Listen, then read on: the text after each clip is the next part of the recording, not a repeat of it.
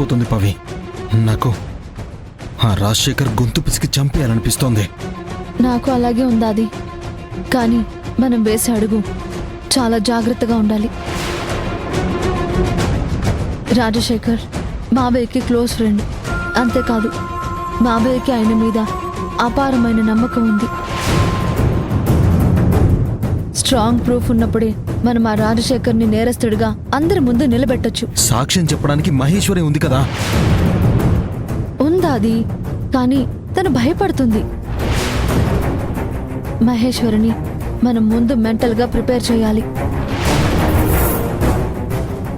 అప్పుడే రాజశేఖర్ని ఏం చేయాలనే డెసిషన్ మనం తీసుకోవచ్చు. సరే, మాక్సిమం అవకాశం వచ్చేంత వరకే నేను కొంచెం ఓర్పుగా ఉండడానికి ప్రయత్నిస్తాను. ఇప్పుడప్పుడే రాజశేఖర్ మన ముందుకు రాడు కాబట్టి ఈలోగా మహేశ్వరిని మనం ప్రిపేర్ చేద్దాం.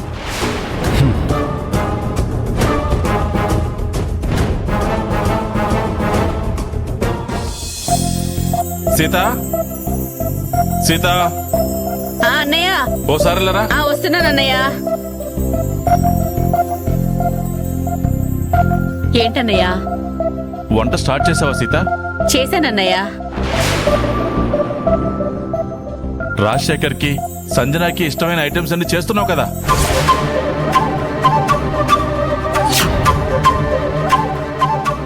చేస్తున్నానన్నయ్య.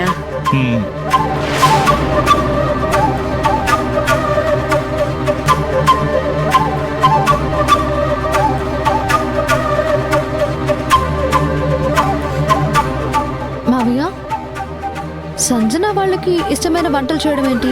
సీత, వాళ్ళు వస్తున్నట్టు పవిత్రకి చెప్పలేదా? లేదన్నయ్య, చెప్పలేదు. ఏమీ లేదమ్మా, రాజశేఖర్ని సంజనాని మన ఇంటికి డిన్నర్కి పిలిచాను.